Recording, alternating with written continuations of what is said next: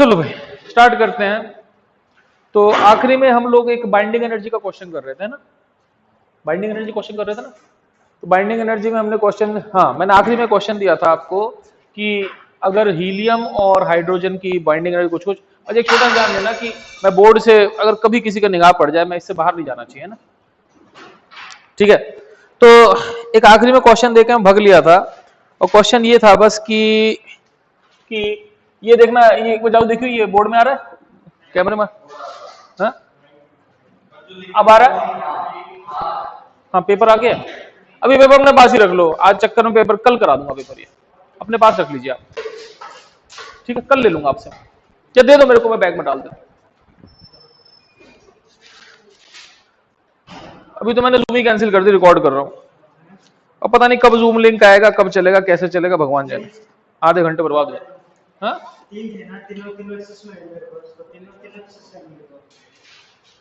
मैं तो रिकॉर्ड कर रहा हूँ फिलहाल, कोई टेंशन नहीं, अब कल की देखेंगे।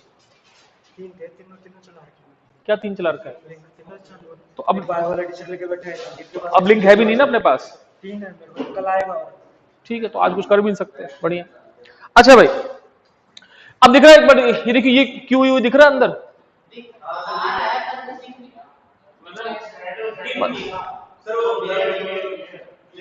वो उसकी टेंशन मतलब दिख जाएगा है ना। अच्छा भाई तो हम इतना वो छोड़ देते हैं। अब क्वेश्चन मैंने आखिरी में दिया था एक कि हीलियम, मैंने दिया था क्वेश्चन की binding energy of helium 4 is, मैंने दिया था 20 मेगा इलेक्ट्रॉन वोल्ट। ये हाइपोथेटिकल क्वेश्चन, ऐसा होता नहीं है। और C12 is 36 mega electron volt. तो क्वेश्चन ये था विच इज मोर स्टेबल, ठीक है भाई। अब मुझे बताओ इसमें ज्यादा स्टेबल कौन है? हीलियम। क्यों ज्यादा स्टेबल हीलियम? हाँ तो एक्चुअली इसका लफड़ा ये है कि ये बात ये हुई कि भाई मान लो कोई आपसे बोले कि लग्जमबर्ग का टोटल जीडीपी मान लो 10 करोड़ रुपए है और इंडिया का टोटल जीडीपी 40 करोड़ रुपए है, तो अमीर कौन हुआ?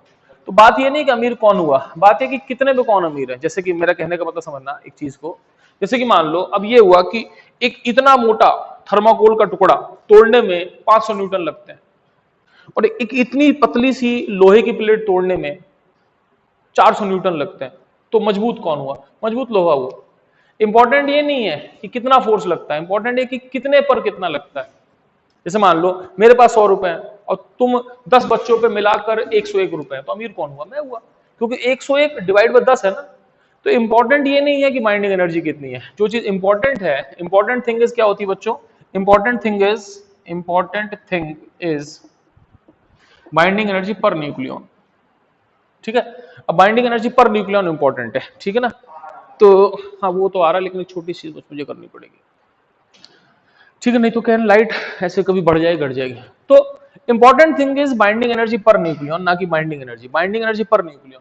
अब देखो भाई इसका जो बाइंडिंग एनर्जी पर न्यूक्लियन है वो आपके पास कितना है बच्चों? 20 आउट ऑफ 4, मतलब कितना हो गया? 5 mega electron volt per nucleon. और इसकी बाइंडिंग एनर्जी पर न्यूक्लियन जो है वो कितनी है? कितनी बच्चों? 36 डिवाइड 12, मतलब कितना? 3 mega electron volt per nucleon. तो कहने का मतलब इंपॉर्टेंट है बाइंडिंग एनर्जी पर न्यूक्लियन, और वो ज्यादा किसकी है बच्चों? C12 की, सॉरी C12 की नहीं है, बेरिलियम, सॉरी किसकी? हीलियम की। सो हीलियम इज मोर स्टेबल, ठीक है। इसीलिए जब भी स्टेबिलिटी की बात होती है तो कभी बाइंडिंग एनर्जी की बात नहीं होती, हमेशा बात होती है किसकी? बाइंडिंग एनर्जी पर न्यूक्लियन की, ठीक है। सही है। ऐसी कौन सी चीज है जिसकी बाइंडिंग एनर्जी 0 होती होगी? कोई ऐसी चीज जिसकी बाइंडिंग एनर्जी 0 होती है?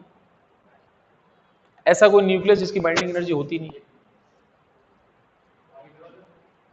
हाइड्रोजन। हाइड्रोजन में एक ही चीज होती है। होता है ऐसा ना, जब दो चीजें मिलती हैं तो मास निकल जाता है, वहां तो कुछ बाइंड ही नहीं हो रहा ना। हाइड्रोजन का न्यूक्लियस क्या? केवल प्रोटॉन है, तो उसकी बाइंडिंग एनर्जी 0 होती है, ठीक है। लेकिन जो ड्यूटेरियम होगा उसमें एक न्यूट्रॉन एक प्रोटॉन होता है, एक इलेक्ट्रॉन होता है, उसकी बाइंडिंग एनर्जी होती है, ठीक है बच्चों। चलो भाई अब चलते हैं आगे, मैं आपसे क्वेश्चन पूछ लूं, ठीक है। क्वेश्चन है आपके पास, क्वेश्चन है कि A50 मतलब एक कोई एटम है जिसका मास नंबर 50 है, B30 और C20 में ब्रेक हो गया, ठीक है। अब बाइंडिंग एनर्जी पर न्यूक्लियन जो है वो ए, बी और सी की, ए की 3 है, बी की 4 है और सी की 5 है। समझ लो, ये बाइंडिंग एनर्जी पर न्यूक्लियन। ए 50, बी 30 और सी 20 में चला गया। अब आपको बताना है कि एनर्जी रिलीज कितनी होगी इस प्रोसेस में, कितनी एनर्जी रिलीज होगी बताओ।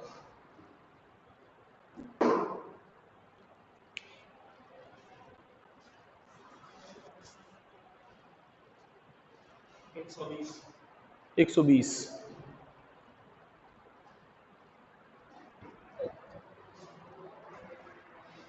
कंसेप्ट वही लगाना, तोड़ो जोड़ो।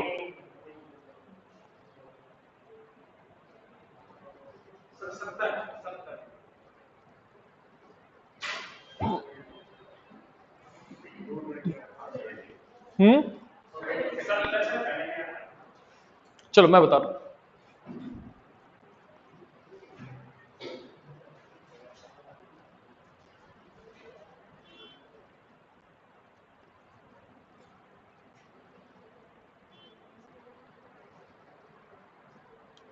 हाँ भाई, कितना? 70। तोड़ो जोड़ो, पहले ए को तोड़ो। ए को तोड़ने में आप एनर्जी दोगे कितनी? अब 50 उसके न्यूक्लियॉन्स है और एक न्यूक्लियॉन को तोड़ने में कितनी एनर्जी लगेगी बच्चों? 3। ठीक है, इसका मतलब 150 मेगा इलेक्ट्रॉन वोल्ट, 150 जो भी यूनिट है मुझे नहीं पता, यूनिट देन रखी मैंने, 150 एनर्जी आप दोगे तो 150 उस सिस्टम द्वारा एब्जॉर्ब होगी। अब बात करते हैं रिलीज कितनी होगी। अब बात करते हैं बी प्लस सी को जोड़ो, तो बी को जोड़ोगे आप तो बी में 30 न्यूक्लियॉन्स है, 30 इंटू 4, और सी को जोड़ोगे तो कितना हो जाएगा बच्चों? 20 इंटू 5। ठीक है ना? जैसे बी और सी को जोड़ोगे 50 न्यूक्लियॉन्स अलग हो गए, अब 50 में से 30 जोड़ के बी बनाया और 20 जोड़ के सी बनाया, तो ये 120 और ये 100 कितने हो गए बच्चों? 220 क्या हो गए बच्चों आपके पास? 220 आपके रिलीज हो गए रिलीज आपके पास। अब सोचने की बात है कि 150 देकर तोड़ा और 220 रिलीज हुए, इसका मतलब ओवरऑल अगर आप बात करोगे तो रिलीज हुई है, और रिलीज कितनी एनर्जी हुई बच्चों? 220 माइनस 150 बराबर कितना हो गया? 70 जूल रिलीज्ड। ठीक है, 70 जूल आपका रिलीज हो गया, कोई दिक्कत? ठीक है, कितनों का आंसर सही था? ठीक है, अब आगे चलते हैं। मैंने आपको पहले बताया था कि एक, हाँ,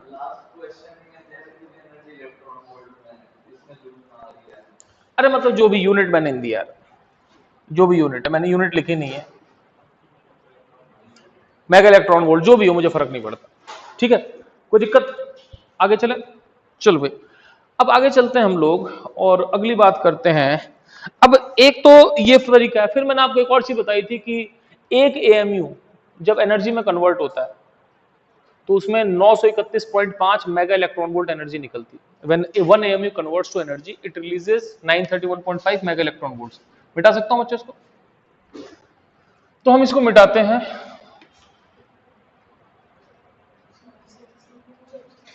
क्या मैम? लिंक ही नहीं है जूम का, there is no link, zoom के लिंक ऑक्यूपाइड है सारे। हाँ,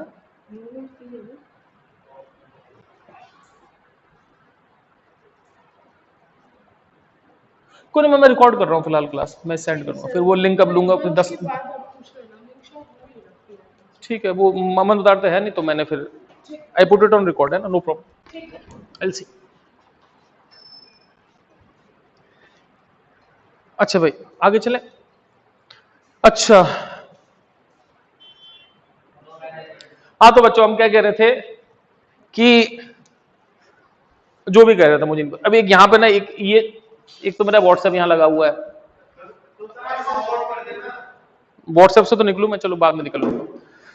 अच्छा, अब क्या कह रहा था मैं? हाँ, कि अब मैंने कहा था कि एक एएमयू अगर एनर्जी में कन्वर्ट होता है तो कितनी एनर्जी निकलती है? 931.5 मेगा इलेक्ट्रॉन वोल्ट। अब एक और सवाल करते हैं, ठीक है, क्वेश्चन लिखो, what is the energy released in the following process. A बराबर बी प्लस सी कन्वर्ट हुआ, ए का मास था 50.05 यू, यू का मतलब एएमयू, ये छोटा यू का मतलब एएमयू। बी का मास था 30.02 एएमयू और सी का मास था 20.08 एएमयू। ए, बी और सी में कन्वर्ट हुआ, आपको बताना कितनी एनर्जी रिलीज होगी जल्दी।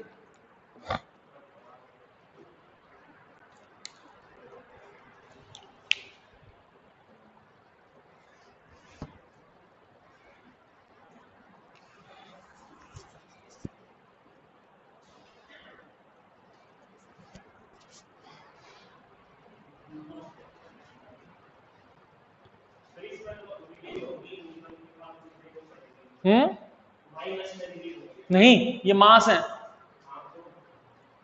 गलत कह रहा है। जो भी, मुझे आंसर बताओ।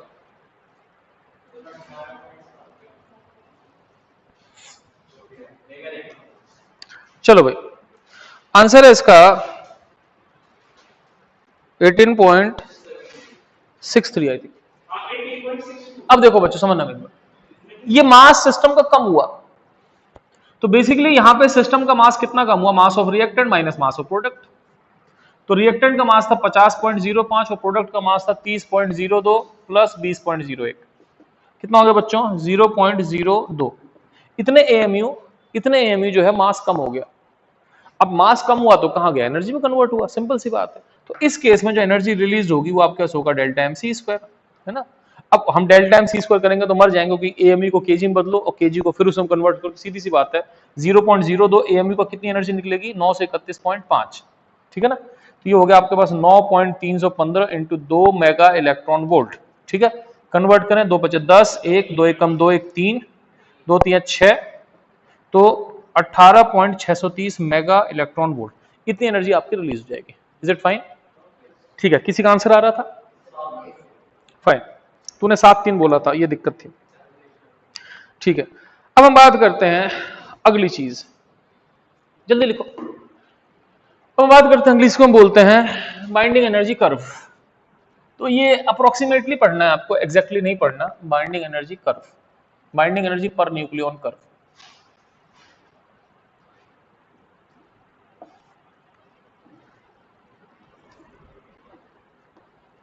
हटा दो,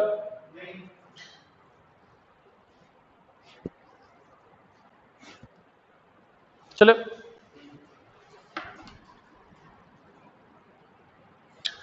अब क्या हुआ, इसमें हम कुछ कर नहीं सकते, लेकिन संसार में ऐसा ही है। अब मेरे पास एग्जैक्ट बाइंडिंग एनर्जी कर्व पड़ा हुआ है मोबाइल में, ठीक है। अब लेकिन उसको मैं छाप नहीं सकता मोबाइल में, तो मैं आपको एक रफली बना दे रहा हूं बाइंडिंग एनर्जी कर्व होता क्या है, ठीक है।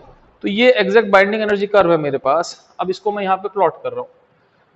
तो एक कर्व होता है, यहां पे होता है बाइंडिंग एनर्जी पर न्यूक्लियन, और यहां पर होता है मास नंबर, मतलब नंबर ऑफ न्यूक्लियंस, ठीक है। अब बाइंडिंग एनर्जी पर न्यूक्लियन जो होता है बच्चों, वो क्या होता है कि नेचुरल सी बात है कि H1 का कितना होगा, 0। H1 में कोई बाइंडिंग एनर्जी नहीं होती, ठीक है। हालांकि H2 में होती है, और ये ऊपर जो होती है यूनिट मेगा इलेक्ट्रॉन वोल्ट होती है, ठीक है। मैं टॉपिक का नाम मिटा रहा हूं, मेरे बीच में आ रहा है, ठीक है। Binding energy per unit mega electron volt. अब H2 है ना, अब बना दिया, लेकिन जैसे H2, ठीक है, फिर ऐसे कुछ कुछ होता है। अब होता क्या है कि ये ऊपर जाता है एक लेवल तक, और यहाँ पे आ जाता है He4, मतलब He4 में थोड़ी स्टेबिलिटी होती है, जितना बाइंडिंग एनर्जी ज्यादा, फिर ये नीचे घटता है, ठीक है। अब नीचे घट के Li6 आ जाता है, तो उसकी एनर्जी, बाइंडिंग एनर्जी कम होती है, क्यों के चक्कर में नहीं पड़ना। फिर बढ़ता है, मैं थोड़ा और इसको काट के इधर करता हूँ, बाइंडिंग एनर्जी पर न्यूक्लियन इन मेगा इलेक्ट्रॉन वोल्ट,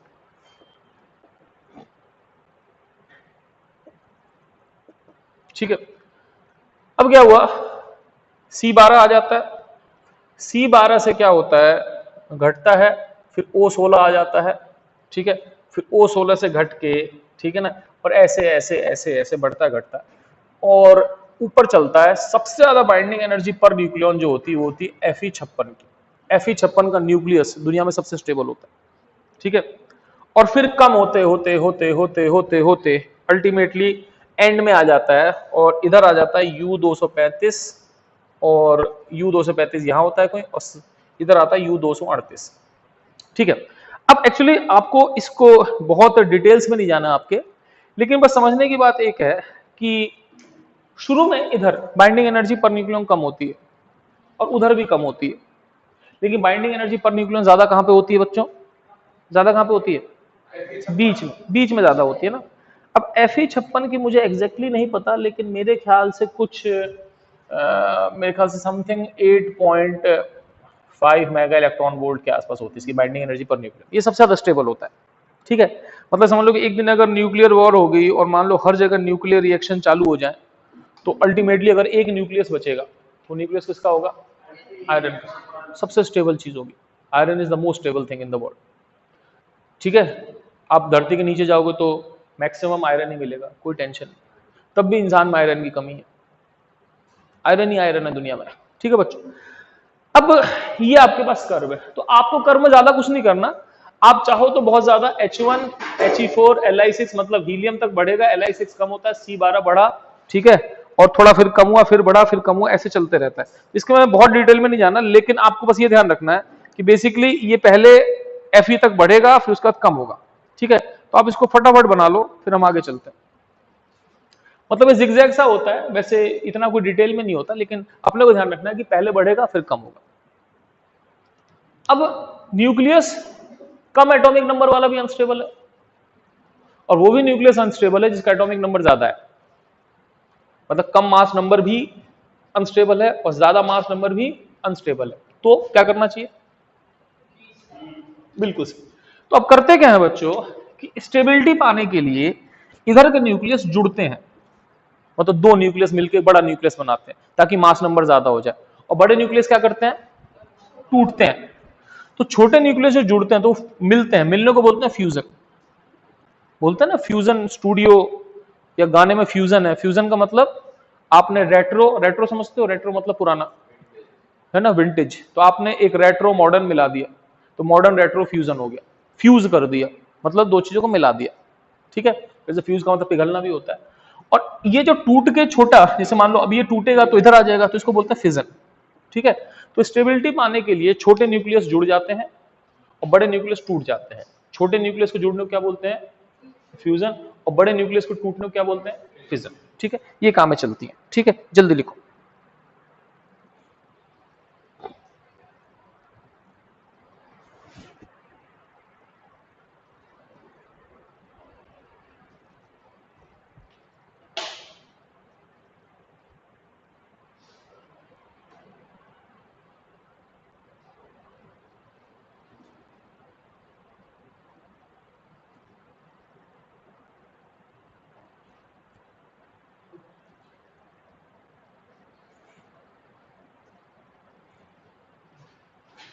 चलें आगे, मिटा सकता हूं। मैं ध्यान रख लो ये बढ़ता है। अपने एक्चुअली नॉर्मल जो लोग पढ़ाते हैं वो ऐसे ही पढ़ाते हैं, बस कि ऐसा, बस कि बीच में ज्यादा, इधर कम, इधर कम, दैट्स ऑल। ज्यादा दिमाग लगाना। इंपॉर्टेंट ये है कि छोटे न्यूक्लियस बड़े होते हैं, बड़े न्यूक्लियस छोटे होते हैं, और हर चीज मीडियोकर में सबसे स्टेबल है। बहुत अमीर इंसान भी दुखी है, बहुत गरीब इंसान भी दुखी है।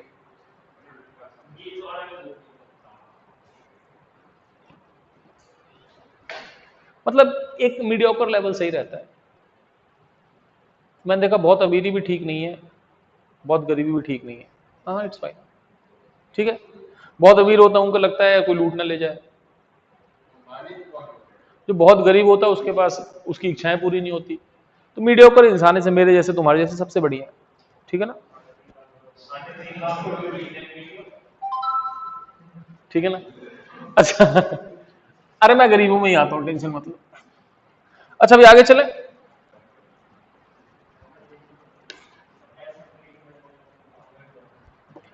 अब चलते हैं आगे। ठीक है, आगे चले बच्चों। अब हम चलते हैं, अब हम बात करते हैं स्टेबिलिटी बेल्ट। अब देखो यार, बहुत सारी छोटी छोटी समस्याएं हैं जिनके बारे में हमको समझना बहुत मुश्किल है। ठीक है, ठीक है।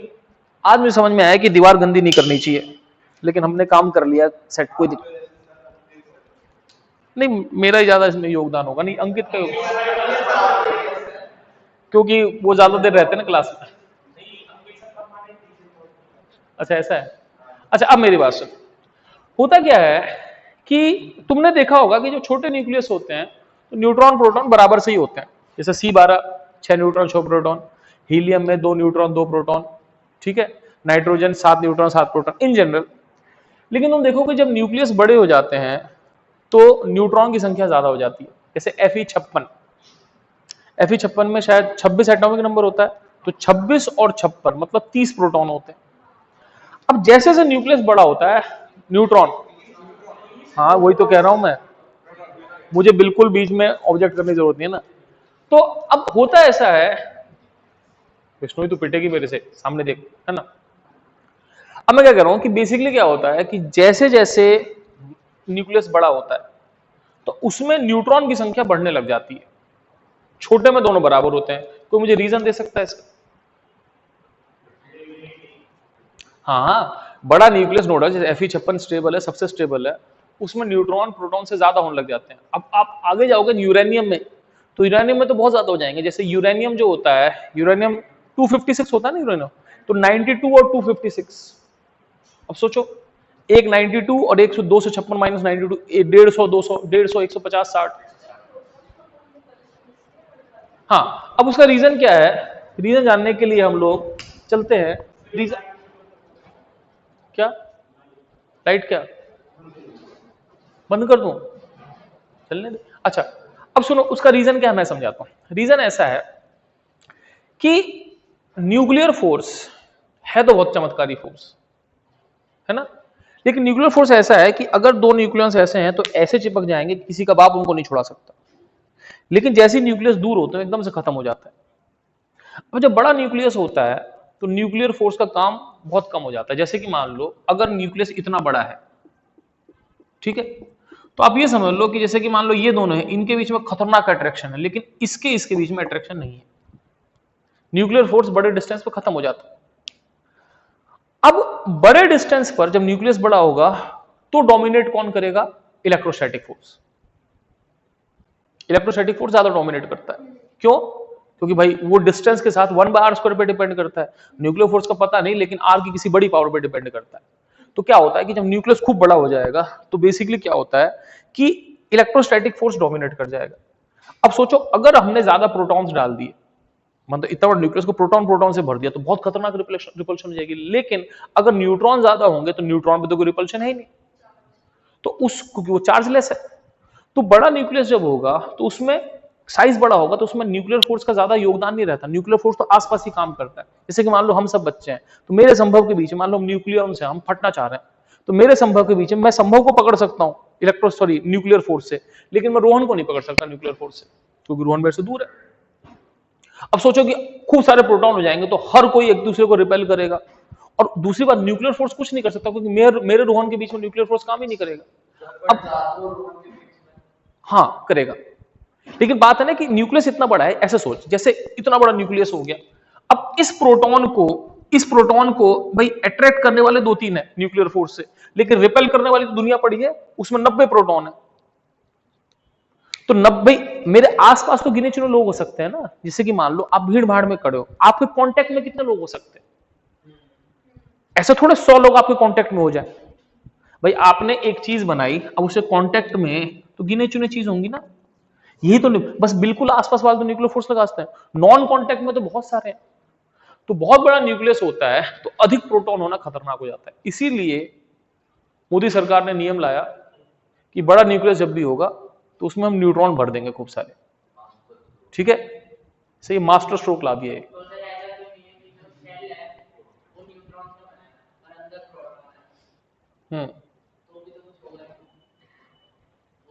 शेल मतलब बाहर बाहर?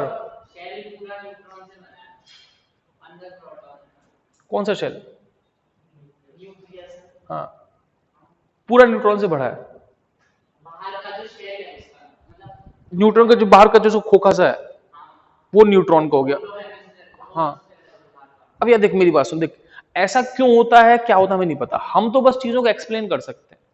अब भगवान ने क्या सोच के ऐसा किया है ना, वो हमको नहीं पता, लेकिन इतना मैं समझा सकता हूं आपको कि बड़े न्यूक्लियस में अगर देखो मास नंबर बढ़ाने का 2 तरीके, या तो प्रोटॉन ज्यादा कर दो या फिर न्यूट्रॉन ज्यादा कर दो। अगर आपने प्रोटॉन ज्यादा किए तो हाईली अनस्टेबल हो जाएगा।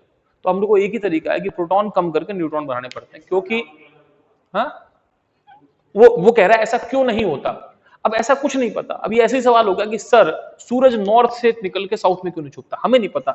हमें इतना पता है कि सूरज ईस्ट। तेरी लॉजिक बात सही है, लेकिन ऐसा नहीं होता जैसा तू कह रहा है। अब क्यों नहीं होता मुझे नहीं पता। अरे ये कह रहा है कि न्यूट्रॉन तो बाहर बाहर आ जाए और बीच में प्रोटॉन भर दो।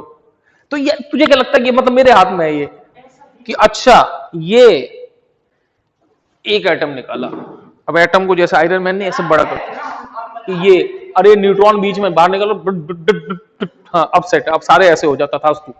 अब ये मेरे हाथ में नहीं भैया, ठीक है। भाई साहब मेरे हाथ में नहीं है, क्या है इसको?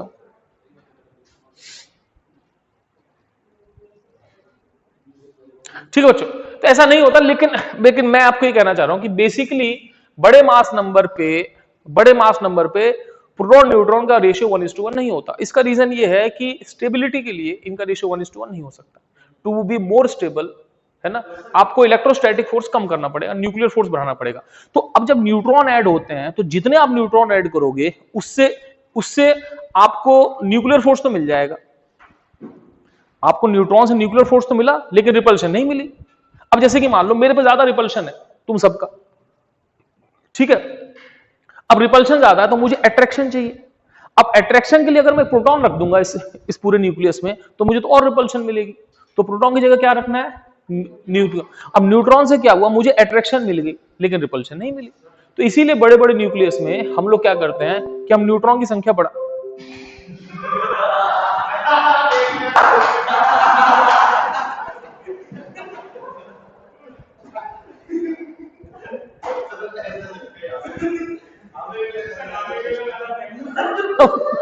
इनको समझाना पड़ेगा कि भाई संदीप गया, मैं आ गया हूं, कृपया संदीप के हिसाब से इंफॉर्मेशन ना शेयर करें। अच्छा, अब आगे चलते हैं।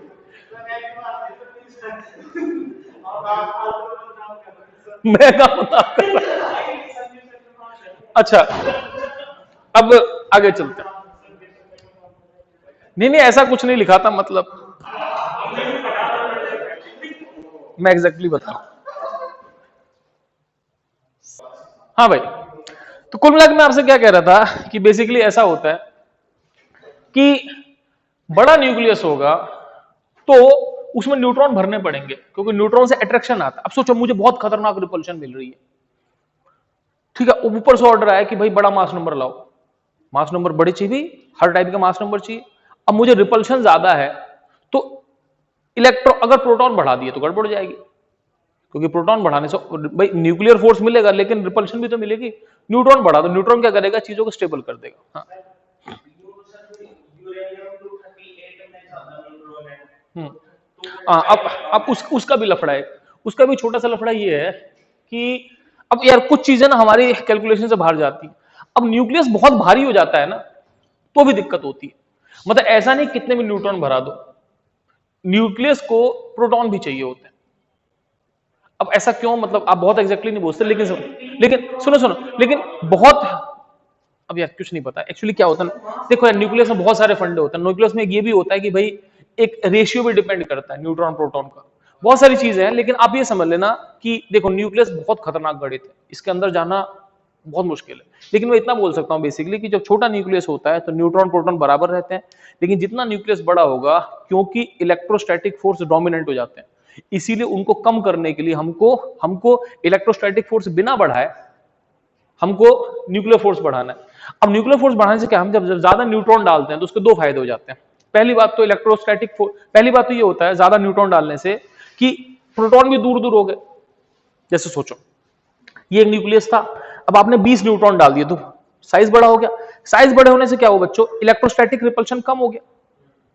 उतने ही प्रोटॉन रहे लेकिन डिस्टेंस बढ़ गया ना, तो रिपल्शन कम हो गया। दूसरी बात, अट्रैक्शन बढ़ गया न्यूक्लियर फोर्स से, तो स्टेबल हो जाता है। लेकिन बहुत ज्यादा करने से भी कुछ एटम का साइज, न्यूक्लियस का साइज बढ़ जाता है, उससे भी दिक्कत होती है। अब एग्जैक्टली क्या दिक्कत होती है आई डोंट नो, लेकिन हाँ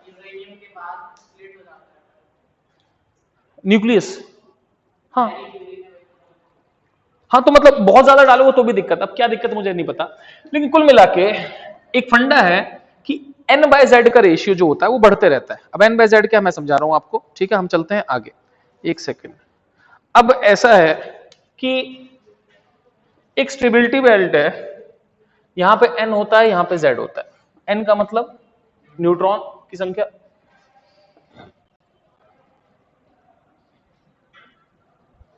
और जेड का मतलब एटॉमिक नंबर।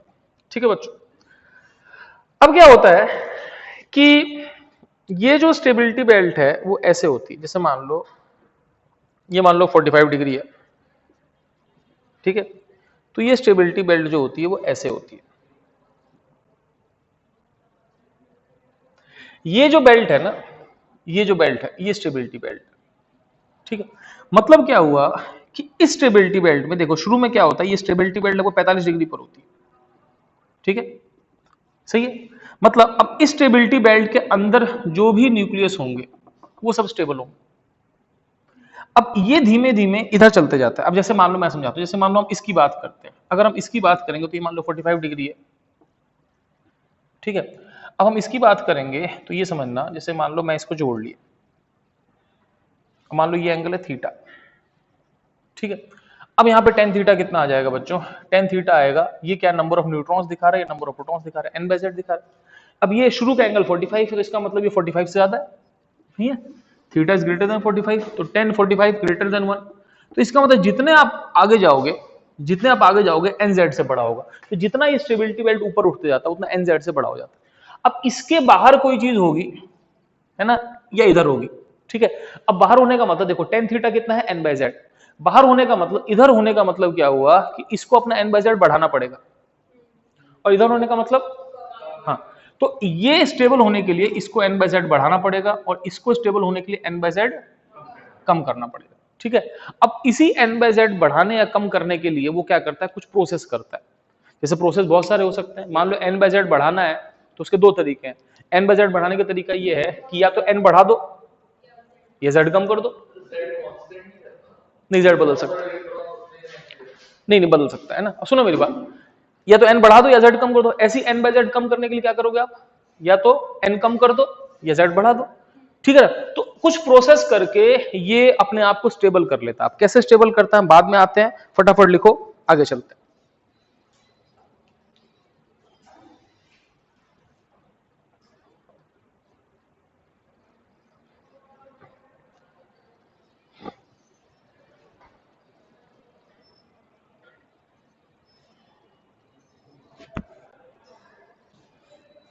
सही फॉलो नहीं कर रहा मामला, हर जो मास्क लगे पड़े हैं वो सब मास्क ऐसे हैं। शिवांशी फॉलो कर रहा है मामला, देखो बाहर नहीं देखा आप लोगों ने, कोमल फॉलो कर रही है। ये मास्क भाई साहब यहाँ पहनने चाहिए, यहाँ पे ऐसे नाक पे। अब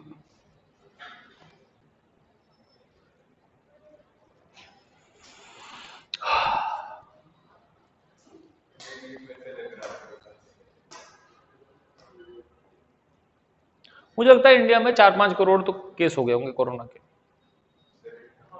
मतलब 70 लाख तो रिपोर्टेड है, नहीं 4-5 करोड़ ना। तुम्हारे मतलब ऐसे कितने लोग हैं जिनसे तुम्हारा मिलना जुलना था, सुना नहीं था कि एक अंकल के चाचा थे, मामा थे, ऐसे कितने लोग हैं जिनके जिनसे मिलते जुले हैं, कभी कभार बातचीत है और रेगुलर टच में है, मतलब साल में, और उनको कोरोना हुआ, तेरे नहीं कोई दिक्कत नहीं, उनसे मिलता जुलता था, और किसी गड़ोसी, अरे मतलब जिनसे साल भर के अंदर 2-4 बार मिला जुला हो है। रोहन तेरे हम्म,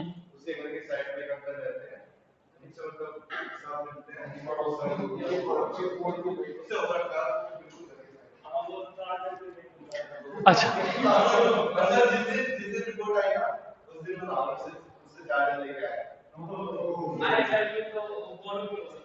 चलो भाई मिटा दो, चलो भाई अब सुनो मेरी बात,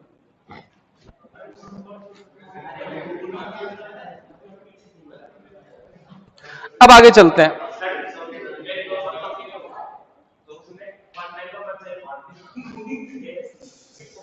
अच्छा आगे चले, मुझे सुनाई नहीं दे रहा तो क्या कह रहा, आगे चले बच्चों, ठीक है। अब एक छोटा सा नोट लिखो, लिखो लिखो न्यूक्लियाई, न्यूक्लियाई बोले तो न्यूक्लियस का प्लूरल, जिसके एंड में एस आता है उसमें एक और एस नहीं लगा सकते, न्यूक्लियस गड़बड़ हो जाएगी, ठीक है ना। तो न्यूक्लियाई अंडरगो सम प्रोसेसेस, न्यूक्लियाई अंडरगो सम प्रोसेसेस, अंडरगो न्यूक्लियाई अंडरगो सम प्रोसेसेस। अरे न्यूक्लियस का प्लूरल न्यूक्लियाई, जैसे रेडियस का प्लूरल क्या होता है, रेडियाई, ठीक है ना। फोकस का प्लूरल फोकाई, ठीक है ना। तो प्लूरल, जैसे रेडियस का प्लूरल रेडियाई, तो एंड जब भी एस आता है ना उसके एंड में एक और एस नहीं लगा सकते ना, ठीक है ना, तो आई लगा देते हैं ना। तो न्यूक्लियाई, लेकिन शायद डबल आई लगाते हैं, नहीं सिंगल आई न्यूक्लियाई। अच्छा ठीक है, तो मैं कह रहा हूं न्यूक्लियाई, क्या बोला मैंने, न्यूक्लियाई क्या, nuclei undergo some processes, some processes, nuclei undergo some processes to, nuclei undergo some processes to become more stable.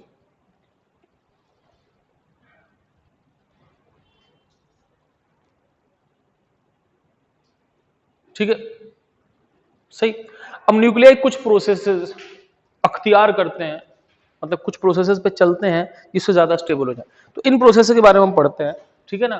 तो these processes are as under, देखो these processes are as under,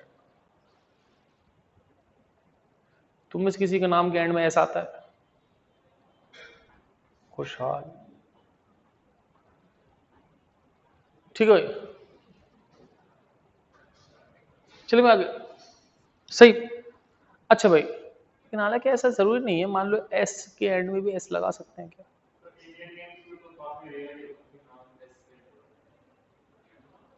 नोस्ट्राडेमस, नोस्ट्राडेमस Indian name, जगास, सुभाष, सुभाष, मुकेश, रमेश, सुरेश, कमलेश, अच्छा चलता, हरियाणा में तो खूब होता है, हरियाणा में तो मेल फीमेल दोनों का नाम कमलेश मिल जाएंगे, कमलेश अंकल, कमलेश आंटी, ले भैया कमलेश वेट्स कमलेश, किस लो, संतोष अंकल, संतोष आंटी, सुनील, सुनील तो नहीं सुना, लेकिन मैंने ऐसे संतोष, कमलेश, मिथिलेश सुन रखे मेल फीमेल दोनों।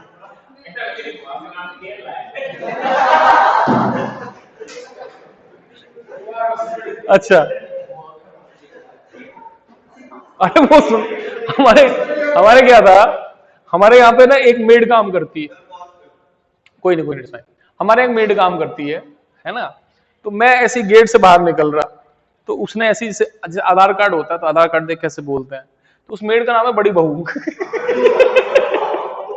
सीरियस, उस मेड का नाम है बड़ी बहू। तो पता नहीं, मैं भी सोच रहा था कि नाम किसी का बड़ी बहू कैसे हो सकता है, उसके आधार पे लिखा पड़ा है, फिर मुझे लगा ऐसा हुआ होगा जैसे मान लो उनके आधार बन रहे होंगे, तो भाई अब कोई गांव की फैमिली होगी, भाई इनका नाम बताओ, इनका नाम बताओ, तो शायद अब जो वो जो बड़ी बहू, उसका नाम ही बड़ू बहू हो गया होगा, तो उसका नाम ही बड़ी बहू। अच्छा, अब नहीं इट्स रियल, मैं दिखा सकता हूँ, हमारी सोसाइटी में रजिस्टर्ड भी होती है मेड, तो उसमें बड़ी बहू लिखा पड़ा है। अब आगे चलते हैं, तो बस अब क्या करते हैं कि कुछ ऐसे प्रोसेस होते हैं जिससे जो न्यूक्लियस होता है ज्यादा स्टेबल हो जाता है, ठीक है ना, ठीक है। तो ऐसा जो पहला प्रोसेस है इसको बोलते हैं अल्फा डीके, ठीक है, अल्फा डीके। तो अल्फा जो होता है बेसिकली वो हीलियम न्यूक्लियस होता है, जो हीलियम का न्यूक्लियस होता है वो अल्फा होता है, ठीक है, सही है। अब हीलियम का न्यूक्लियस अल्फा होता है, तो होता क्या है, लिखो लिखो फटाफट, ठीक है, लिखो। अब ये जो पार्टिकल्स निकलते हैं ना, इसको रेडियो एक्टिविटी बोलते हैं, जैसे मान लो अल्फा निकल गया, बीटा निकल गया, गामा, ये रेडियो एक्टिविटी होती है ना, सही है, ठीक है। अब इसको रेडियो एक्टिविटी क्यों बोलते हैं, एक्टिविटी सही है, रेडियो वेव्स तो निकलती नहीं, इसमें तो गामा रेज निकलती होंगी, रेडियो एक्टिविटी भगवान जाने। चलो भाई हम चलते हैं, लेट्स सी। अब लिखो, it is performed by big nuclei, alpha decay में लिखना, it is performed by big nuclei to increase, it is performed by big nuclei to increase n by z ratio,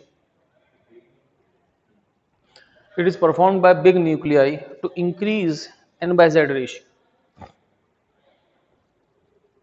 ये बड़े न्यूक्लियाई परफॉर्म करते हैं किस लिए, कि n by z रेशियो बढ़ा दें। अब तुम बोलोगे यार कि बेसिकली अल्फा जो है वो 2 न्यूट्रॉन प्लस 2 प्रोटॉन है, ठीक है, और तुम बोलोगे सर आप कह रहे हो कि इससे n by z रेशियो बढ़ जाता है, अब देखो अल्फा पार्टिकल एक ठीक ठाक पार्टिकल, उसका मास नंबर 4 है, तो छोटा न्यूक्लियाई तो छोड़ेगा नहीं। अब सोचो जब बड़ा न्यूक्लियाई अल्फा पार्टिकल छोड़ेगा तो 2 न्यूट्रॉन कम होंगे और 2 ही प्रोटॉन कम होंगे, तो भी n/z बढ़ जाएगा। पूछो क्यों? सोचो, मान लो बड़ा न्यूक्लियाई है, अब बड़ा न्यूक्लियाई है तो बेसिकली nz से बड़ा होगा, nz से बड़ा होगा। पहले रेशियो होगा n/z और अल्फा देने के बाद क्या होगा n-2z-2, इससे n/z बढ़ेगा। तुम बोलोगे सर नहीं समझे हम, मैं बोलूंगा देखो समझना मेरी बात समझना भाई। इनिशियली n/z मान लो, n है 30 और z है मान लो 25, ठीक है। फाइनली क्या होगा, n/z होगा आपके पास n-z' कितना होगा 28/23, ठीक है। अगर आप न्यूमरेटर डिनोमिनेटर दोनों में से 2 कम कर दोगे तो इफेक्ट डिनोमिनेटर पे ज्यादा आएगा। देखो मैंने कैलकुलेट करके तो आएगा, उसमें कोई शक ही नहीं है। जैसे मैं कैलकुलेट करके दिखाता हूं आपको, जैसे 30/25, 30/25 आता है 1.2 और 28/23 आएगा 1.21। तो ये वैल्यू बढ़ी, एक्चुअली बढ़ी कैसे मैं समझाता हूं। अगर आप सुनो, अगर आप न्यूमरेटर को आधा कर दो, डिनोमिनेटर का आधा कर दो, तो रेशियो सेम रहेगा। न्यूमरेटर 10% कम हो जाए और डिनोमिनेटर भी 10% कम आ जाए, तो दोनों को 0.9 का फैक्टर आएगा, सेम आएगा। अब सोचो दोनों में से 2 घट रहा है, लेकिन न्यूमरेटर के लिए 2 एक छोटा फ्रैक्शन है और डिनोमिनेटर के लिए 2 एक बड़ा फ्रैक्शन है। क्यों? क्योंकि z कम है। मेरी बात समझ रहे हो भाई? इसमें से भी 2 गया, इसमें से भी 2 गया, लेकिन 2 out of 30 is a small fraction and 2 out of 25 is a big fraction. जैसे मान लो एक छोटा एग्जांपल लो, सपोज मान लो 10/7 और 8/5, ठीक है। 8/5 होगा 1.6, ठीक है, और 10/7 कितना हो गया बच्चों 1.42। अब देखो वैल्यू बढ़ी कि नहीं, क्योंकि घटा दोनों से, लेकिन आप समझ रहे हो कि भाई न्यूमरेटर के लिए ये एक छोटा फ्रैक्शन है 2, क्योंकि न्यूमरेटर में नंबर ऑफ न्यूट्रॉन्स है और डिनोमिनेटर के लिए बड़ा फ्रैक्शन है, तो इसीलिए बेसिकली n/z की वैल्यू बढ़ जाएगी, ठीक है। अगर बड़ा न्यूक्लियस है 7/10 होगा नहीं ना, मैंने कहा कि बड़े न्यूक्लियस में होता है, तो बड़े न्यूक्लियस में n हमेशा बड़ा होगा z से, है ना। तो बेसिकली क्या होगा कि इससे बढ़ गया, ठीक है बच्चों। आगे चले। अच्छा अब मैं क्या कह रहा था बेसिकली, चलो भी आगे।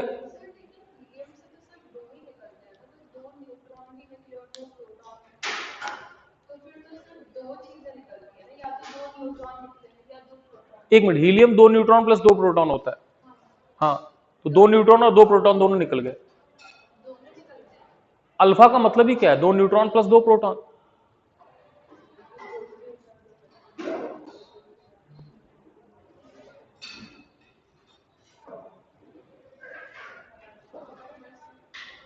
अरे अल्फा होता क्या है,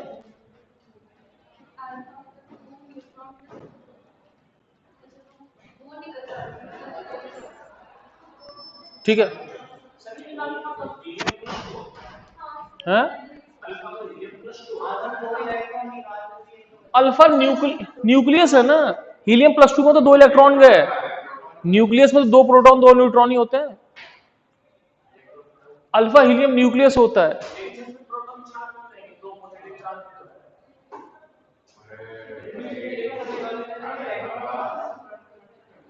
मुझे कंप्यूटर चालू करके या खुदा, हाँ भाई, भाई हीलियम जो होता है उसके अंदर 2 न्यूट्रॉन 2 प्रोटॉन और बाहर 2 इलेक्ट्रॉन होते हैं। ये गया, ये अल्फा है, ये दोनों गए तो ये अल्फा है। अब 2 न्यूट्रॉन 2 प्रोटॉन है, पॉजिटिव तो होता ही है, तभी तो हम बोलते हैं हीलियम 2+, 2 पॉजिटिव चार्ज तो होते ही है। इलेक्ट्रॉन निकलने के बाद 2 पॉजिटिव तो बचेगा ही।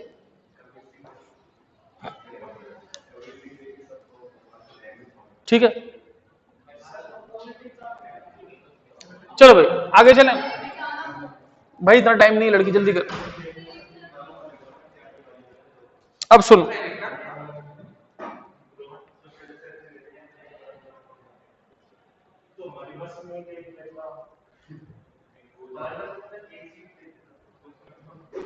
बच्चों जल्दी करो।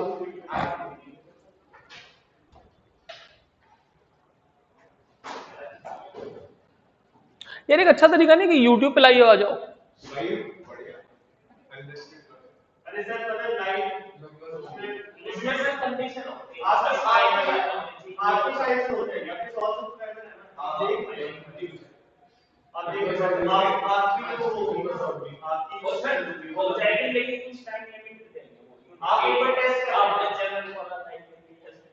अच्छा भैया मिटा दें।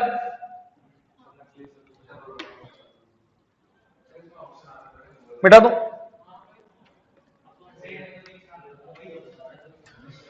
अच्छा भाई अब हम चलते हैं आगे। अब देखो, अब हम लोग दिखाते कैसे हैं इसको। ZXA ये कोई न्यूक्लियस है, हम एटम्स की बात नहीं कर रहे, न्यूक्लियस की। ZXA एक न्यूक्लियस है, इससे अल्फा पार्टिकल निकला। तो अल्फा पार्टिकल होता है 2He4, तो इससे 2He4 निकला, तो मतलब 2 प्रोटॉन निकले 2 न्यूट्रॉन निकले। अब समझना, 2 प्रोटॉन निकले तो बेसिकली प्रोटॉन 2 कम हो गए, और 4 न्यूक्लियॉन्स निकले तो इसका मतलब 4 न्यूक्लियॉन्स कम हो गए। कभी भी इक्वेशन ध्यान रखना नीचे और ऊपर बैलेंस होगी। जैसे यहाँ पे Z है तो यहाँ Z - 2 + 2, Z है ऊपर A - 4 + 4 है ना, तो हमेशा क्या होगा, न्यूक्लियॉन्स हमेशा नीचे और ऊपर इक्वेशन जो होगी बैलेंस होगी। ठीक है, कोई दिक्कत। तो अब क्या हुआ कि जो नाम होता है किसी भी एटम का, जो किसी भी न्यूक्लियस का नाम होता है वो नंबर ऑफ प्रोटॉन से होता है नाम। जैसे कार्बन 12 कार्बन 14 दोनों का नाम कार्बन है, क्योंकि देखो न्यूक्लियस तो कभी कभार रोल में आते हैं, एक चीज जानी जाती है अपनी केमिकल प्रॉपर्टीज के कारण। ठीक है ना। अब C12 C14 दोनों की केमिकल प्रॉपर्टीज सेम होती हैं, क्योंकि उनमें नंबर ऑफ न्यूक्लियॉन्स अलग होते हैं लेकिन नंबर ऑफ प्रोटॉन सेम होते हैं। दोनों में 6 प्रोटॉन होते हैं, 6 इलेक्ट्रॉन होते हैं, तो इसीलिए दोनों भाई भाई हैं। C12 C14 आपके पास दोनों भाई क्यों है, क्योंकि उनमें इलेक्ट्रॉन सेम है तो उनकी केमिकल प्रॉपर्टीज सेम है। ठीक है ना। तो हुआ क्या कि जैसे ही इसमें प्रोटॉन कम हो गए तो ये चीज बदल गई एकदम से, तो ये Z - 2 इसका नाम Y हो गया और इसमें ये निकल गया। अब इसमें होता क्या है कि मान लो कि अगर अगर X ट्रू में रेस्ट पे है, if X is initially at rest, मान लो X ट्रू में रेस्ट में है, तो इनिशियल मोमेंटम क्या होगा 0, तो फाइनल मोमेंटम भी क्या होगा 0। अब फाइनल मोमेंटम 0 होने का मतलब क्या हुआ कि एक एक्स से वाई और अल्फा निकले, तो दोनों का मोमेंटम जो होगा इक्वल एंड ऑपोजिट होगा। तो अगर इसका मोमेंटम 0 था, जैसे मान लो एक बंदूक का मोमेंटम 0 था, उससे गोली निकली, तो गोली का मोमेंटम 10 आगे तो बंदूक का मोमेंटम 10 पीछे, तो इसका मतलब जितना मोमेंटम वाई का होगा उतना ही मोमेंटम किसका होगा, अल्फा का होगा। नहीं होगा मैग्नीट्यूड वाइज। ठीक है, दोनों का मैग्नीट्यूड सेम होगा कि नहीं होगा। ठीक है, अब मोमेंटम जो होता है √2m इंटू काइनेटिक एनर्जी होता है, समझ लो समझ लो। काइनेटिक एनर्जी हाफ mv², तो 2 से 2 कट गया तो m² v² का रूट mv। ठीक है, तो py और p अल्फा दोनों बराबर हो गए, तो दोनों का सेम हो गया। इसका मतलब क्या हुआ, √2mk ऑफ y बराबर √2mk ऑफ अल्फा, 2 से 2 कट गया। अब यहां से क्या हो गया, m into K of Y बराबर m into K of alpha. ठीक है बच्चों, अब m into K of Y is equal to m into K of alpha. अब m, अब y का मास कितना होगा बच्चों, y का मास लमसम A-4 ही है। एक्चुअली A-4 भी थोड़ा कम होगा मे बी, क्योंकि मास डिफेक्ट होता है या जो भी होता है, लेकिन ऑलमोस्ट इतना मास डिफेक्ट नहीं होता कभी। मास डिफेक्ट ऐसा नहीं होता कि 56 न्यूक्लियस मिले, 56 न्यूक्लियाई मिले तो जो मास आ गया वो 51 या 52 आ गया। 56 है तो 55 पॉइंट समथिंग होगा, है ना। तो मास डिफेक्ट बहुत ज्यादा नहीं हुआ, तो लमसम m के, है ना, तो लमसम y का मास कितना होगा, A-4 into kinetic energy of y is equal to alpha का मास कितना होगा बच्चों 4 into kinetic energy of alpha या हीलियम, कुछ भी लिख दो। ठीक है ना, ये हो गया आपके पास पहली चीज ये। अच्छा, अब हम देखते हैं कि इस इक्वेशन में जब भी ये चीज हुई तो इसमें एनर्जी कितनी निकली, तो अब समझना मेरी बात। इसमें एनर्जी रिलीज जो होगी, जो भी एनर्जी रिलीज होगी आपके पास वो होगी डेल्टा एम सी स्क्वायर, जहां पे डेल्टा एम जो है वो आपके पास क्या है, mass of reactant minus mass of product, इतनी एनर्जी निकली। सही है। अब बात है कि रिएक्टेंट का मास कितना है, रिएक्टेंट क्या है, एक्स है। एक्स का मास कैसे लिखोगे बच्चों, एक्स का मास लिखना ना, एक्स का मास इतना आसानी नहीं होता। एक्स का मास लिखते हैं mx माइनस ZME। तुम कहोगे सर ये क्या फालतू बकवास है। मैं बोलूंगा भैया हम बात कर रहे हैं न्यूक्लियस की, और हमें किसी न्यूक्लियस का मास नहीं पता, हमको केवल मास पता होते हैं एटम के। तो x के एटम में से Z इलेक्ट्रॉन का मास घटाओ। किसको? एक्चुअली क्या है ना, ये जो डेल्टा एम आएगा ना वो इतना कम होता है ना, मतलब उस केस में निग्लेक्ट नहीं कर सकते। ठीक है, वैसे कर सकते हैं, तू देखेगा कर सकते हैं, हमेशा कर सकते हैं, लेकिन मैं समझाऊंगा, मैं इस बात पे आऊंगा। तुम कहोगे कि सर बार बार एमई क्यों लिख रहे हो, एमई हमेशा कट ही जाता है, लेकिन उसका रीजन है। अब क्या हो गया बच्चों, mx माइनस ZME हो गया माइनस। ठीक है बच्चों, माइनस किसका मास है बच्चों, y का। ठीक है ना, y का मास कितना होगा बच्चों एटम का, my minus z minus 2me। क्या मेरी बात समझ रहे हो? अरे बोलो यार, समझ रहे हो भाई? y का एटम क्या, y के एटम में से z माइनस 2 इलेक्ट्रॉन का मास घटा दो। और अल्फा का कितना होगा बच्चों, अल्फा का होगा mass of helium minus 2 electron का मास। तुम कहोगे सर कुछ भी समझ नहीं आ रहा। भाई अल्फा का मास क्या होगा, अल्फा क्या होता है, हीलियम का न्यूक्लियस होता है ना, तो हीलियम के न्यूक्लियस का मास क्या होगा बच्चों, हीलियम के एटम में से 2 इलेक्ट्रॉन का मास घटा दो। ठीक है ना, जो वीडियो देखेगा वो कहेगा जादू कि मास्टर वहां से गए यहां से कैसे आ गया, है ना। अच्छा भाई समझ रहे, देख भाई हम बात कर रहे हैं न्यूक्लियस की। अब न्यूक्लियस में क्या है बच्चों, रिएक्टेंट और प्रोडक्ट का मास माइनस करना। अब y का मास क्या होगा, y का जो न्यूक्लियस उसका मास होगा y का एटम माइनस y के एटम में z माइनस 2 इलेक्ट्रॉन होते हैं, इतने मास घटा दो। ऐसी अल्फा का मास क्या होगा बच्चों, अल्फा का न्यूक्लियस है तो हीलियम का एटम में से 2 इलेक्ट्रॉन का मास घटा दो। अब हुआ क्या बेसिकली, अब ये ZME है, ये Z माइनस 2Me है, ये 2Me है। ठीक है बच्चों, समझ बात, ये कट गया। तो बेसिकली डेल्टा एम कितना आ गया, mx minus my minus mh। ये तो हुआ। तो किस्मत की बात है, अगर मैं सीधे x के एटम में से y के एटम और हीलियम के एटम का मास माइनस कर दूं तो भी डेल्टा एम आ जाएगा। ठीक है, लेकिन तब भी हम इलेक्ट्रॉन लिखते हैं, क्यों लिखते हैं एक दिन समझ में आएगा तुमको। mx माइनस ZME, अरे भाई ये x का न्यूक्लियस है, x के न्यूक्लियस का मास कितना होगा, हमको किसी न्यूक्लियस का मास नहीं पता होता, हमको एटम का मास पता होता है। एटम में से जितने इलेक्ट्रॉन होते हैं इलेक्ट्रॉन हटा दो। सही है, आगे चल सकते हैं। अब सुनो मैं,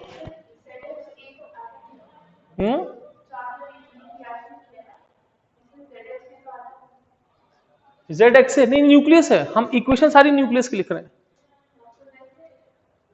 तुमने कभी आज तक ऐसे न्यूक्लियस इक्वेशन पढ़ी है, Na plus C L is equal to NaCl की Na चीज ही बदल गई, Na plus C L is equal to MgMh something हो जाए। ये जब बदल रहे हैं न्यूक्लियस बदल रहे हैं, ये इलेक्ट्रॉन्स की रिएक्शन नहीं है कि Na और Cl एक बॉन्ड से जुड़ गए। आपने आज तक कभी भी Na को Na ही देखा होगा, H प्लस Cl HCl ही देखा होगा, HECl नहीं देखा होगा। तो ये न्यूक्लियर रिएक्शंस हैं, ये न्यूक्लियस है, न्यूक्लियस का मास ऐसे ही आएगा, एटम में से इलेक्ट्रॉन का मास घटाओ। ठीक है, आगे चलें बच्चों। अब सुनो मेरी बात, ये हो गया आपके पास। अब यहां से एक चीज आती है, बोलते हैं क्यू वैल्यू। क्यू वैल्यू होती है एनर्जी रिलीज्ड। ठीक है बच्चों, अब एनर्जी रिलीज कितनी होगी बच्चों, इस केस में जो एनर्जी रिलीज होगी वो होगी डेल्टा एम सी स्क्वायर, इतनी एनर्जी रिलीज हो जाएगी। ठीक है, अब ये जो क्यू वैल्यू है बेसिकली क्या हुआ, ये दोनों फट पड़े। अब ये दोनों फट पड़े तो यही जो क्यू वैल्यू है ये के वाई प्लस के अल्फा में डिस्ट्रीब्यूट हो जाता है। ये जो क्यू वैल्यू है ये वाई और अल्फा में डिस्ट्रीब्यूट हो जाती है। ठीक है ना, ये क्यू वैल्यू जो होगा, ठीक है ना, ये कुछ वाई के पास चली जाती है, कुछ अल्फा के पास चली जाती है। ठीक है, अच्छा भाई अब आगे चलते हैं। अब मुझे पता है कि के वाई बाय के अल्फा, के वाई बाय के अल्फा 4 बाय ए माइनस 4 है। के वाई बाय के अल्फा 4 बाय ए माइनस 4 है। ठीक है, अब जो भी एनर्जी रिलीज हुई, कुछ एनर्जी ये ले गया, कुछ एनर्जी ये ले गया, इनकी काइनेटिक एनर्जी का रेशियो ये है। अब मुझे बताना है के वाई कितना होगा, के अल्फा कितना होगा। तो सिंपल सी बात है, जो के वाई होगा वो होगा के वाई 4 है ना, तो क्यू 4 क्यू बाय ए, और के अल्फा होगा ए माइनस 4 क्यू बाय ए। तुम बोलोगे सर मुझे कुछ भी समझ नहीं आ रहा, नहीं आ रहा समझना, मैं लेफ्ट मिटा सकता हूं बच्चों?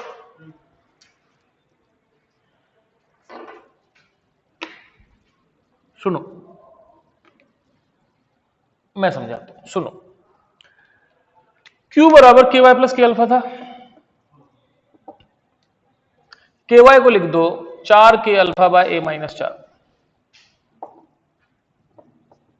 प्लस के अल्फा, के वाई को लिख दो 4 के अल्फा बाय ए माइनस 4, ठीक है, तो ये तो बस जाएगा 4 के अल्फा प्लस ए माइनस 4 के alpha divide by A minus 4 लिख सकते हैं, सही है। मैंने वो नहीं, मैंने उल्टा लिख दिया क्या कुछ, चल भाई देखते हैं, ये क्यों हो गया। अब यहां से क्या हुआ, 4 के अल्फा कट गया, के अल्फा कितना आ गया, a minus 4 by A into Q, सही है। अब बात करते हैं हम किसकी, के वाई की, के वाई कितना था 4 के अल्फा बाय ए माइनस 4, तो 4 बाय ए माइनस 4 और के अल्फा कितना है a minus 4 by A into Q, तो आपके पास आ गया 4 क्यू बाय ए।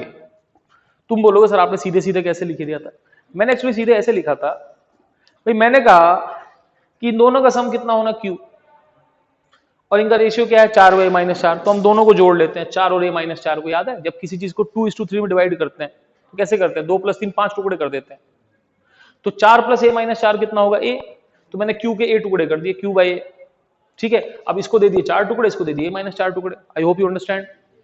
नहीं, अरे भाई सुनो ना, सुनो भाई, अगर a बाय b 2:3 है और a + b 50 है, तो आप क्या करते हो, a + b 50 है, तो आप क्या करते हो बेसिकली, आप 50 के 2 + 3 टुकड़े कर देते हो, एक को 2 टुकड़े दे देते हो, एक को 3 टुकड़े दे देते हो, ये तो करते हो आप। तो मैंने क्या किया, इन दोनों का सम q है, तो q के 4 + a माइनस 4 a टुकड़े कर दिए, q बाय 4 हो गया, q बाय a, एक को 4 टुकड़े दे दिए और एक को a माइनस 4 टुकड़े दे दिए, सिंपल मैथमेटिक्स, ठीक है।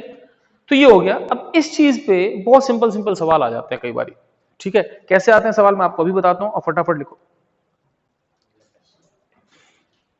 ये सिस्टम बढ़िया है, ट्राइपॉड लगा दो, बच्चे को दिखेगा भी साफ।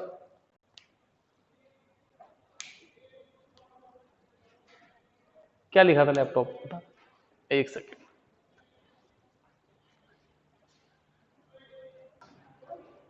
अच्छा बच्चों,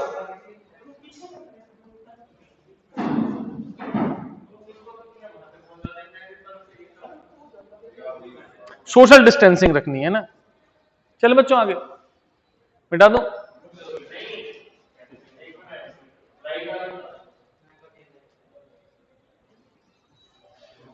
क्या वीडियो में और सामने बराबर समझ आता है कि फर्क होता है?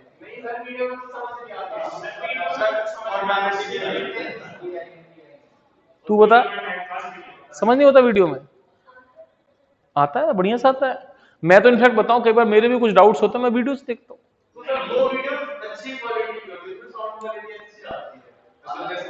तो मेरी वीडियो अच्छी होती है यार।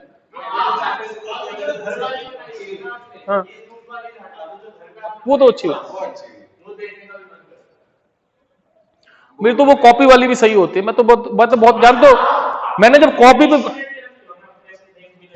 जब मैंने कॉपी वीडियो बनाई तो मैं तो भाई कोई लाइट पंखा कुछ नहीं चलाता, पसीने हो के वीडियो बनाता था। लेकिन मैं फिर मुझे ना फिर मुझे जुगाड़ मिला ना, ये वाला ब्लूटूथ से भी नहीं होती, लेकिन फिर ब्लूटूथ में एक जुगाड़ करके हो जाती है, बताऊंगा तुमको, बहुत सिंपल जुगाड़ है, उससे वीडियो सही हो जाती है। लेकिन उसमें दिक्कत यह है कि वीडियो कभी करप्ट हो जाती है, जैसे ये वीडियो जब खत्म होगी तो हो सकता है करप्ट हो जाए, करप्ट होगी तो मैं कुछ नहीं जानता भाई, मेरे पास जूम का लिंक नहीं था, मैं कहां तक दिमाग लगाऊं। हटो बच्चों, मिटा दो।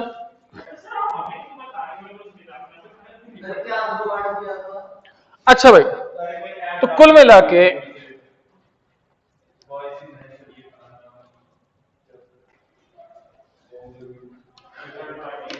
तो कुछ रटने की जरूरत भी नहीं है, सिंपल सी बात। अरे भाई please please please please please, ठीक है। कुल मिलाकर दोनों का मोमेंटम सेम होता है, मोमेंटम √2m के होता है, दोनों का m के सेम होता है, दोनों का m के सेम होता है, ठीक है ना। तो m के से जो भी रेशियो आ जाता है। चलो भाई क्वेश्चन लिखो फटाफट, लिखो, if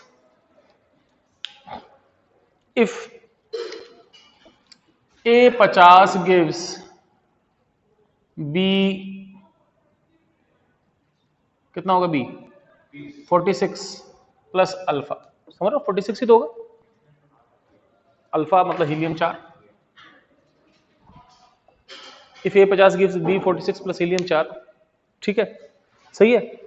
and in the process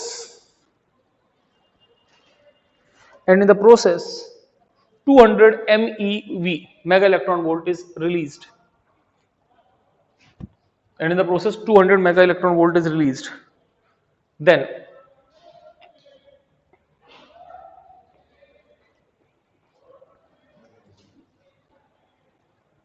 ठीक है, then what is the kinetic energy of B and helium? What is the kinetic energy of B and helium? नहीं, मैं करूंगा, करो।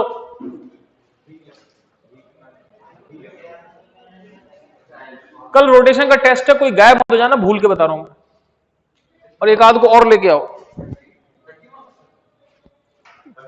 25 क्वेश्चन है, 22 ऑब्जेक्टिव है, एक ट्रू फॉल्स है, 2 कुछ ऐसे, मतलब बेसिकली 22 ऑब्जेक्टिव है, 3 क्वेश्चन है, उसमें नेगेटिव नहीं है, 2 fill in the blanks type. 22 question objective है, पेपर मेरे बैग में पड़ा है। कल मैं एग्जैक्टली देखता हूं कि किसकी क्या हैसियत खास है। हाँ? हाँ। अच्छा,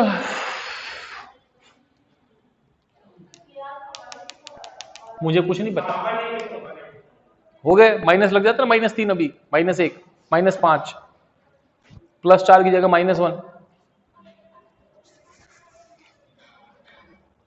अब आंसर ठीक किसका, उसका कि तेरा?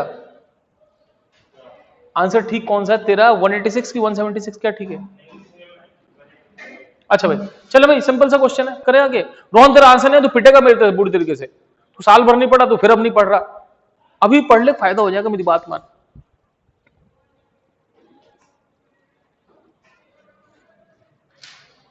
देखो मुझे को पता है कोमल बहुत अच्छे से पढ़ती है, और कोमल के एक दिन नंबर बहुत अच्छे आएंगे इंशाल्लाह, है ना। बिश्नोई ठीक चल रही है, कोई दिक्कत नहीं। बिश्नोई कुल मिला के जब से एलएनडी टेस्ट सीरीज है, one of the best performance Bishnoi की है। अनुपमा रिकवर कर रही है लड़की, एक दिन अनुपमा फर्स्ट रैंक ले आएगी। अब कहाँ फर्स्ट रैंक लाएगी, कहाँ से, ये मुझे नहीं पता, लेकिन all India first, Gurgaon first, school first, ये पता नहीं। अनुप्रिया सही मेहनत कर रही है, हालांकि नंबरों की टेंशन मत लो, अगर आपके 40 भी नंबर आ रहा है टेंशन मत लो, धीमे धीमे बढ़ जाएंगे, पढ़ते रहना है।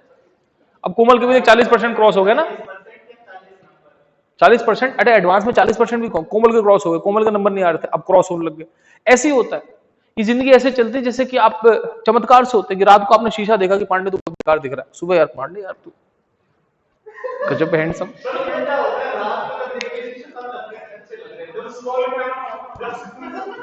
गलतफहमी होती है ऐसे लोगों को, मतलब ऐसे लोग गलतफहमी होती है, लेकिन मैं बता रहा हूं कि एकदम चीजें बदल जाती है। आप अपनी मेहनत ही कर सकते हो, बाकी आपके हाथ में कुछ भी नहीं। आप कितने भी लगा लो कि AIR1 इन 2021 2022 कोई फर्क नहीं पड़ता, आप अपना काम करो, 1 सेकंड बर्बाद मत करो, ट्रस्ट मी सबका बहुत अच्छा होगा। तो इन चारों का अच्छा मैंने बोल दिया, अब हम इधर से चलते हैं।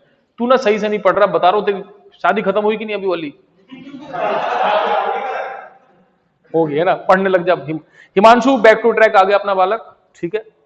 और खुशहाल का बेस्ट दिमाग, मैं ही बोल रहा हूं, इसके 70% से बाकी दिमाग चालू होते हैं, लेकिन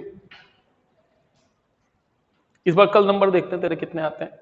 जादू से कोई दिक्कत नहीं मेरे को, युवराज से मेरे को समस्या है शायद या नहीं, ये कल पता चले। युवराज कल एब्सेंट मत हुई, कल तेरा टेस्ट देखते हैं कैसा होता है ना, एक बार देखते हैं ना। शेष से कोई समस्या नहीं मेरे को। रोहन, समस्या से कोई रोहन नहीं मेरे को एक होता है ना, मुझे रोहन से कोई समस्या नहीं है, अब मुझे समस्या से कोई रोहन नहीं अच्छा, अब हम आगे चलते हैं, लेट्स सी। अब आंसर आ गया आप लोगों का, हो गया? मुझे नहीं पता, शायद इसका आंसर 186 होगा, नहीं इसका आंसर 186, इसका 184 और 86। तो इसकी काइनेटिक एनर्जी इतनी है, इसकी काइनेटिक एनर्जी इतनी है, ठीक है। कैसे खुद देख लेना, सीधा सीधा फॉर्मूला क्या बताऊं यार, तभी बताता हूं। ये आपके पास A है, तो के अल्फा होता है भाई क्यू बाय ए, और के बी भी होता है क्यू बाय ए, ठीक है ना। इनटू कितना होता है, अल्फा में आता है ये आएगा, और इसमें आएगा ये, देखो इस पे ये आता है, इस पे ये आता है, सिंपल सी बात है, ठीक है। तो आपके आंसर आ गए होंगे, कोई दिक्कत नहीं, आगे चले। अच्छा, अब लफड़ा क्या होता है, एक छोटा सा और लफड़ा होता है। ऐसा होता है कि जब x से y प्लस अल्फा बनता है ना बच्चों, तो ये एक्चुअली y स्टार बनता है, ठीक है, सही है, सही। तो x से जब y प्लस अल्फा बनता है, बता रहा हूं ना, तो ये इनिशियली एक्साइटेड स्टेट में बनता है। अब तुम कहोगे ऐसे कैसे, ठीक है ना, तो मैं इसका रीजन बताता हूं। जैसे कि अब देखो यार, न्यूक्लियस के अंदर ना लॉजिक देना थोड़ा गड़बड़ है, लेकिन मैं थोड़े थोड़े भाई हाथ लॉजिक दे देता हूं आपको। जैसे कि मान लो आप एक घर में रहते हो, एकदम से आप छोटे घर में चले गए, या आपने 2 घर ले लिए, सही ना भाई। जैसे कि मान लो कि तुम लोग थोड़े साल बाद क्या हुआ कि तुम लोगों ने कहा कि चलो एक की जगह 2 घर ले लेते हैं, क्योंकि श्रेयस को बहुत पढ़ना पड़ता है, तो श्रेयस को एक अलग से घर दे दिया और बाकी बाकी लोग अलग घर में सेटल हो गए, ऐसा कुछ है ना। तो यहाँ भी ऐसे हो रहा है ना कि बड़ा न्यूक्लियस छोटे थे ना। अब जैसे ही मान लो आप एक दूसरे घर में सेटल हो गए, ठीक है ना, तो शुरू में क्या होगा कि जब आप पहले दिन दूसरे दिन इसमें सेट होगा तो आपका सामान अस्त व्यस्त होगा, नहीं, फिर 2-4 दिन में स्टेबल हो जाओगे। इट्स लाइक दैट ओनली, कि जब नया नया न्यूक्लियस फॉर्म होता है ना, तो अनस्टेबल होता है। अब ये न्यूक्लियस अनस्टेबल है, इसके बाद क्या होता है, थोड़ी देर बाद ये न्यूक्लियस क्या हो जाता है, स्टेबल हो जाता है, स्टार हट गया। अब क्या होता है कि न्यूक्लियस अनस्टेबल का स्टेबल होगा। अब न्यूक्लियस के अंदर कोई घुसा नहीं है, लेकिन आप ऐसे समझ लो कि न्यूक्लियस के अंदर जो एक्चुअल न्यूक्लियस के अंदर भी कुछ एनर्जी के डिफरेंस होते हैं। जैसे मान लो हाइड्रोजन एक्साइटेड स्टेट में होता है, ग्राउंड स्टेट में होता है, ऐसी न्यूक्लियस के अंदर भी बहुत सारी स्टेट होती है। और जो न्यूक्लियस का एक्साइटेड और ग्राउंड स्टेट होता है ना, इसका जो डिफरेंस होता है ना, वो हाइड्रोजन की तरह नहीं होता। ये डिफरेंस, इस डिफरेंस का एक रे निकलेगा, वो रे कौन सी होगी, गामा, बिल्कुल सही। तो हमेशा क्या होता है बच्चों कि जब भी एक अल्फा डिके होता है, अल्फा डिके के साथ एक गामा डिके भी होता है, क्योंकि जो न्यूक्लियस का जो डिफरेंस होता है बहुत खतरनाक होता है। तो यहां से यहां निकली और एक गामा रे निकल गई। अब गामा रे की एनर्जी कितनी होगी बच्चों, बता, तुझे पता होनी चाहिए। मिनिमम, मिनिमम देख, एक्सरे की मैक्सिमम कितनी बताई थी, 1,24,000, 1,24,000 से तो ऊपर ही होगी। तो 2, 3, 4, 2 लाख, 4 लाख, 5 लाख इलेक्ट्रॉन वोल्ट की एनर्जी, कितना भी होगा उससे ऊपर होगा। एग्जैक्टली क्या पता है, न्यूक्लियस के अंदर कुछ अंदर गया नहीं, लेकिन सिंपल सी बात है कि एक हमारे पास एक अगली अच्छी खासी एनर्जी निकलेगी। चले बच्चों आगे, मिटा दो इसको। चलो भाई, अब बात करते हैं अगली चीज को, बोलते हैं एंटी पार्टिकल्स। कौन से पार्टिकल्स, अब एंटी पार्टिकल्स क्या होते हैं बच्चों, मैं बता रहा हूं, मिटा दो। अब लिखो दीज आर, एंटी पार्टिकल्स में लिखो these are the particles, these are the particles which, these are the particles which may combine, these are the particles which may combine and which may combine,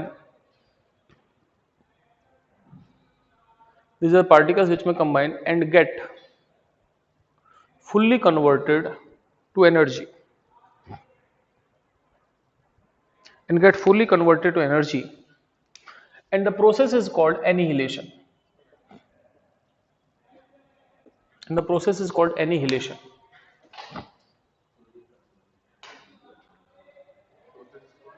Annihilation,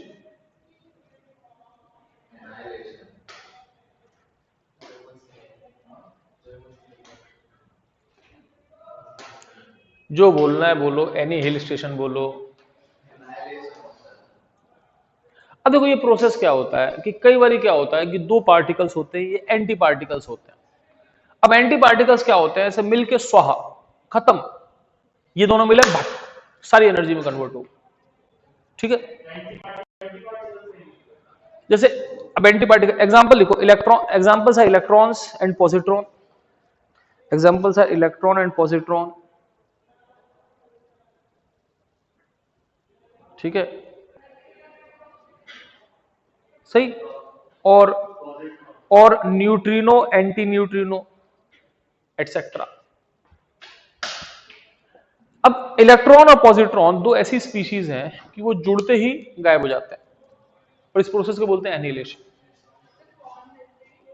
electron positron मिलते ही स्वाहा, ठीक है। एक anti particle होता है, जैसे आपने neutrino anti neutrino सुन रखे होंगे, हाँ, तो ये ऐसे टकरा के गायब। पॉजिट्रॉन भी एक ऐसा पार्टिकल होता है जो इलेक्ट्रॉन के जैसे ही होता है, उसका चार्ज पॉजिटिव होता है, मास सेम होता है लेकिन चार्ज पॉजिटिव होता है।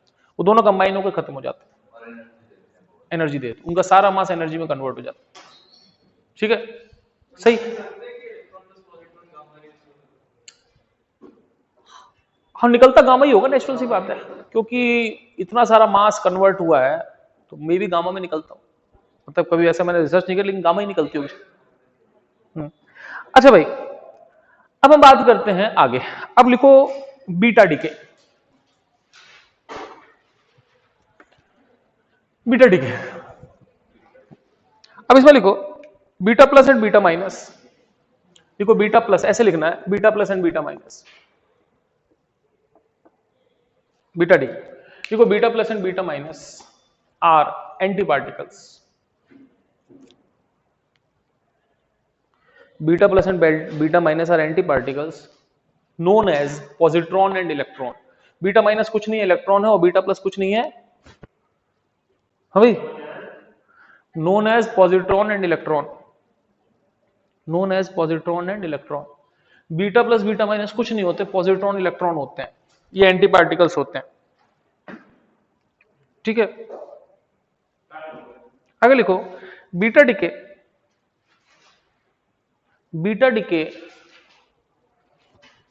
causes, beta decay causes, beta decay causes, beta decay causes change in n by z ratio, ठीक है, change in n by z ratio। अब लिखना by default beta decay is beta minus decay, by default beta decay is beta minus decay।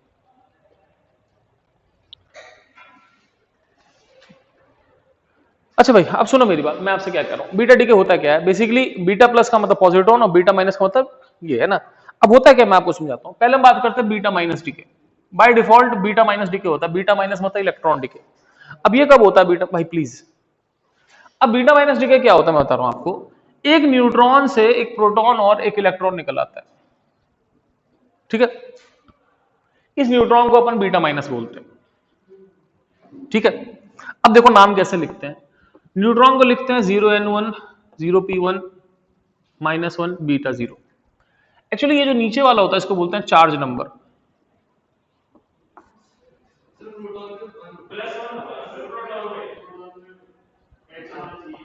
कोई फालतू नहीं बोलेगा, चुप रहो। अच्छा सुनो, नीचे वाले बोलते हैं चार्ज नंबर या एटॉमिक नंबर।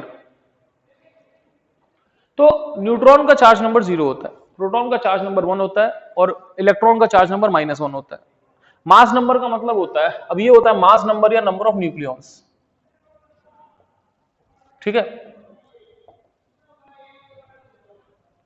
अब इसका मास नंबर 1 है, प्रोटॉन का मास नंबर भी 1 होता है, लेकिन इलेक्ट्रॉन का मास नंबर 0 होता है, उसका कोई मास नंबर नहीं होता, उसका मास काउंट नहीं होता। तो अब हमेशा ध्यान रखना, इक्वेशन ऐसे लिखने की नीचे वाला बैलेंस ऊपर वाला बैलेंस, तो 0 बराबर 1 - 1, 1 बराबर 1 + 0, ठीक है बच्चों। अब आपके पास ये हो गया। अब ये तो होता है बीटा माइनस डीके। अब बात करते हैं बीटा प्लस डीके की। बीटा प्लस डीके में क्या होता है, क्या होता होगा बताओ। इसमें न्यूट्रॉन प्रोटॉन में कन्वर्ट हुआ, प्रोटॉन इलेक्ट्रॉन में, उसमें क्या होगा, उसमें प्रोटॉन जो होगा वो न्यूट्रॉन प्लस, अब प्रोटॉन का चार्ज जो होता है वो होता है बीटा प्लस, मतलब वो बेसिकली एक पॉजिटिव इलेक्ट्रॉन है।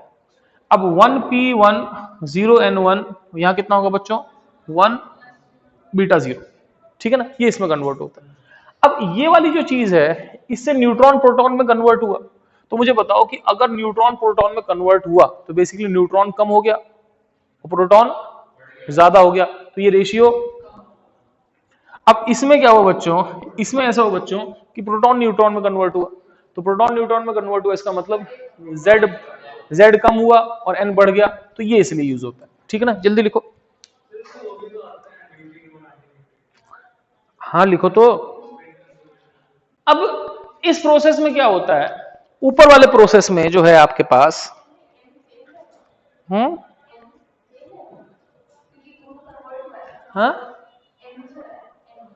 न्यूट्रॉन, न्यूट्रॉन तो कम हो गया ना। अब इस प्रोसेस में ध्यान रखना है कि एक अलग से पार्टिकल निकलता है, इसको बोलते हैं एंटी न्यूट्रिनो, और इसमें एक अलग से पार्टिकल निकलता है, इसको क्या बोलते हैं, न्यूट्रिनो। ठीक है, उसमें एंटी न्यूट्रिनो निकलता है, इसमें क्या निकलता है, न्यूट्रिनो। ठीक है, सही है। हमेशा ध्यान रखना है, कैसे ध्यान रखना है कि एंटी न्यूट्रिनो मतलब समझ लो कि न्यूट्रॉन के एंटी है, तो न्यूट्रॉन की दूसरी साइड होगा, जिधर न्यूट्रॉन होगा उसकी अलग साइड एंटी न्यूट्रिनो हो सकता है, न्यूट्रॉन की साइड हमेशा न्यूट्रिनो होगा। नहीं, ठीक है, जिधर न्यूट्रॉन है उसके दूसरी साइड एंटी न्यूट्रिनो हो सकता है, न्यूट्रॉन की साइड में हमेशा न्यूट्रिनो होगा। ठीक है, जैसे चाहे वैसे याद रख लो। मैं ऐसे भी डाल देता था कि जैसे यहां पे NPA है, neutron gives proton plus anti neutrino, तो मेरा जब मैं बंसल में था मेरा नाम NPA ही था। क्यों? क्योंकि मेरे से पहले एक सर थे, उनका नाम था NP, तो मेरे को सेम नाम नहीं दे सकते थे, उनका नाम था निशांत पोड़वाल। तो NPA, neutron gives proton plus anti neutrino, जैसे याद कर लो, फर्क नहीं पड़ता, लेकिन ध्यान रखना पड़ेगा। ठीक है, तो लिख लिया बच्चों। अब इसमें ध्यान रखना है कि न्यूट्रॉन का मास प्रोटॉन और इलेक्ट्रॉन से ज्यादा होता है। एक न्यूट्रॉन का मास प्रोटॉन और इलेक्ट्रॉन कंबाइंड ज्यादा होता है, लेकिन इधर जो है प्रोटॉन का मास न्यूट्रॉन और इलेक्ट्रॉन से कंबाइंड से कम होता है ना। तो इसका मतलब इस प्रोसेस में एनर्जी निकलेगी, लेकिन इस प्रोसेस में एनर्जी लगेगी। ठीक है, तो लिखो फटाफट, beta minus decay, in beta minus decay energy is released, in beta minus decay energy is released as mr is less than as mass of product is less than mass of reactant.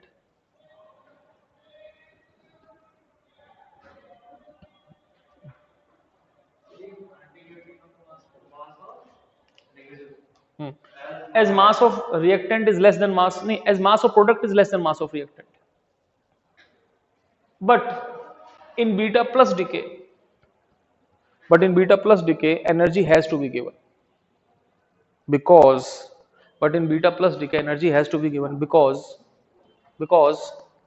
mass of reactant is greater than, because mass of product, in beta plus decay energy has to be given because mass of product is greater than mass of reactant. देखो ना यार, neutron का मास proton से ज्यादा होता है, लेकिन तो भी कोई नहीं, तो भी ये अच्छी चीज हो सकती है। कई बार जानते हो क्या होता है, कई बार ऐसा होता है कि एक सिस्टम यहां पर है, तो उसको एनर्जी देके ऊपर ले जाके फिर नीचे छोड़ देते हैं। मतलब मैं कह रहा हूं कि ये प्रोसेस में हो सकता है आपने एनर्जी दी हो तो भी ये बाद में ज्यादा स्टेबल हो जाए। कई बार स्टेबल करने के लिए, है ना, समझ रही बात। ये ऐसे हुआ कि जैसे मैंने बहुत मेहनत करके बहुत पैसा कमा लिया, तो एक बार तो मैंने मेहनत करी, फिर जिंदगी भर चिल मार रहा हूं, तो इस पर्टिकुलर प्रोसेस में एनर्जी देनी पड़ेगी, लेकिन हो सकता है एनर्जी देने के बाद N/Z ऐसा स्टेबल हो जाए कि चीज बेहतर हो जाए। ओके बच्चों, बाय, अपन मिलते हैं बाद में, अभी लंच का टाइम है, आप लोग आराम से खाओ पियो। हाँ।